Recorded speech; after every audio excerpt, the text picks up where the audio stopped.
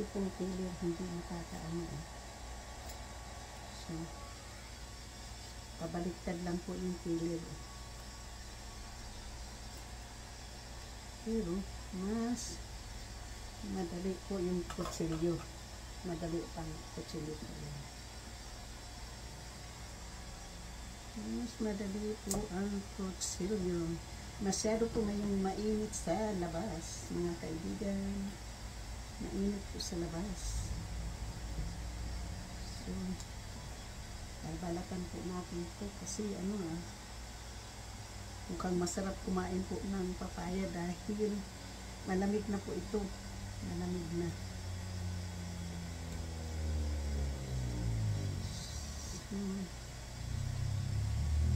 madali pang balatan po yung nito, yung papaya, pineapple. So,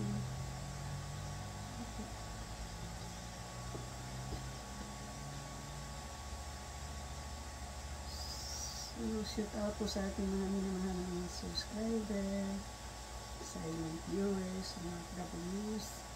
So, hindi ko love shout out. Maraming salamat po sa pag-watching. So, kung paano kayo magbalat ng papaya na matamis. Matamis na papaya po.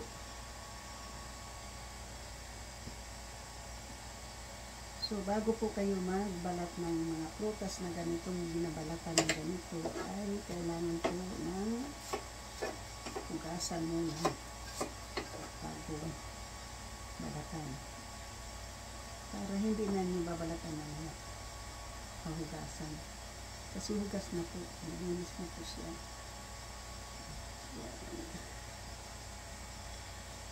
Yung ating araw ngayon po ay nakasimba. Nakapagsimba ng Palm Sunday. At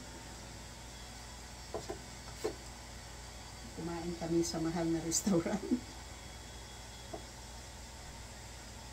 Tapos pumunta kami ng marina, wala na kami nabili kasi magsasarado na yung store kahit isda. So, ngayon po ay kakain tayo ng malamig na papaya.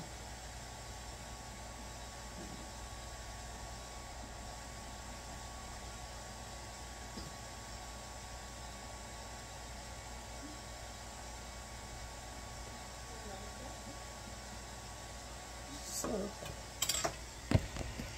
tapos na po natin yung papaya. Yan. Balat na po. So, nabalatan na po. Andito na lahat yung mga balat. So, ito naman ngayon po.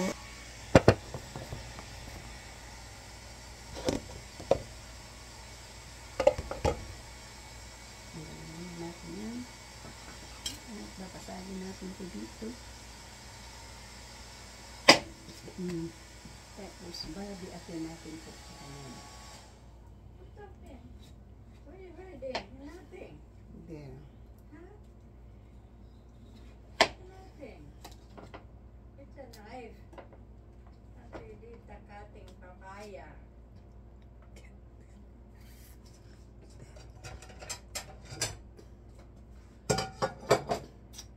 So, ngayon, tanggalin muna natin yung buto. Tingnan po nyo yung buto. Sarap ipadala sa Pilipinas para ano po,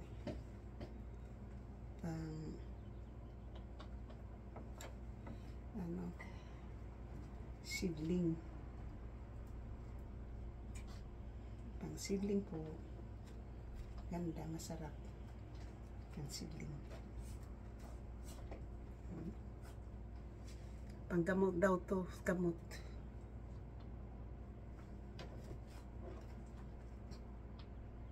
Kakainin mo lang daw to 5 ganito.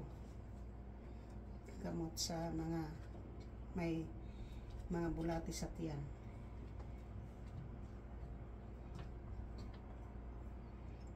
Kinasabi wag itapon yung buto ng papaya kasi gamot. So, ano po.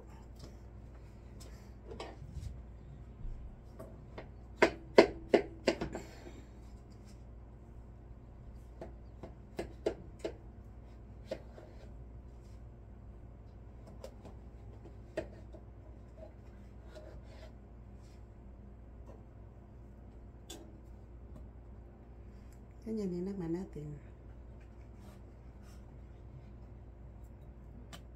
Oh.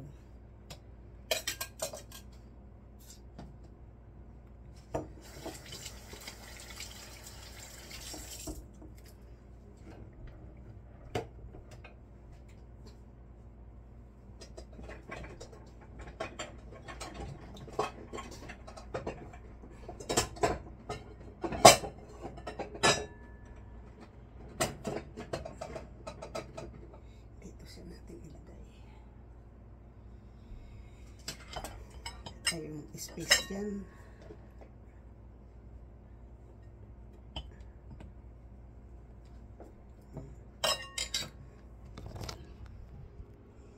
Ganyan po magbigat nandun kalahati.